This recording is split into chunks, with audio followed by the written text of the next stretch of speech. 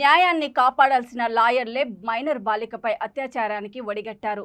Anantapuram revenue కాలనీలో ఒక lawyer గత 4 ఏళ్లుగా మైనర్ బాలికను ఇంట్లో పని చేయించుకుంటూ ఆ బాలికను వేధిస్తూ చిత్రహింసలు పెడుతున్నారని స్థానికులు తెలిపారు.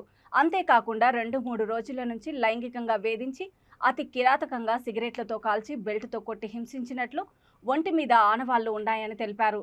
ఆ బాలిక ప్రస్తుతం కోమాలో ప్రభుత్వాసుపత్రిలో అడ్మిట్ అయ్యిందని, ఈ నీచ చర్యకు పాల్పడిన లాయర్ ప్రస్తుతం పరారీలో ఉన్నట్లు పోలీసులు తెలిపారు.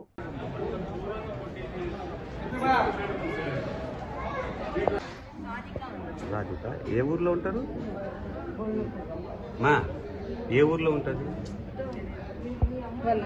ఇది వాళ్ళ అమ్మ. ఇది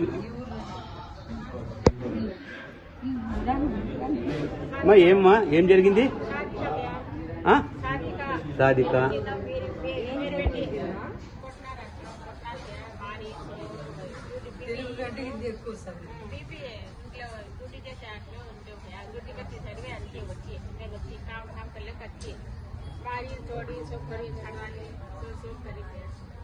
ఏం పేరు? పాప పేరు సాధిక. ఎవరు పీపీ ఎవరింట్లో పని చేస్తుంది?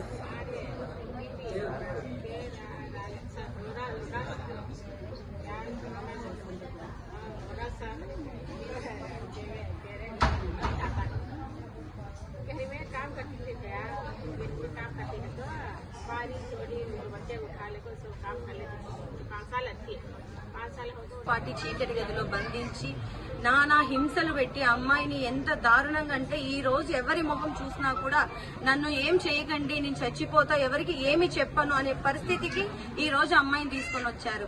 న్యాయం చేయాల్సిన లాయర్లే ఈ రోజు అమ్మాయిని అంత దారుణంగా అత్యాచారం చేస్తే న్యాయస్థానాలు ఎవరిని ప్రశ్నించాలి? మేము ఎవరిని అడగాలి?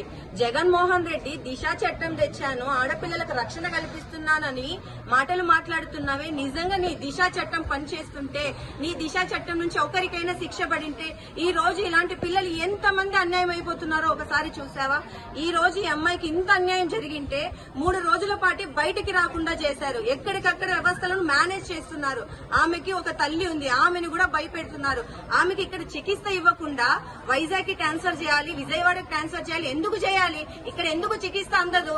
కర్నూలుకు చేయండి లేదా హైదరాబాద్ కి చేయండి అంటే నిజం బయటికి రాకూడదు. ఎవరైతే నిందితులు ఉన్నారో వాళ్ళ పేర్లు ఎట్టి పరిస్థితుల్లోనూ బయటికి రాకూడదు అనేది మెయిన్ ఉద్దేశం.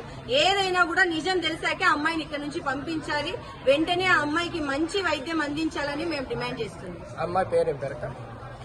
అమ్మాయి పేరు ఎందుకండి? చిన్న పాప. అసలు చిన్న పాపనైనా ఎలా పెట్టుకుంటారు? మేము ఒకటే క్వశ్చన్ చేసేది. 11 సంవత్సరాలు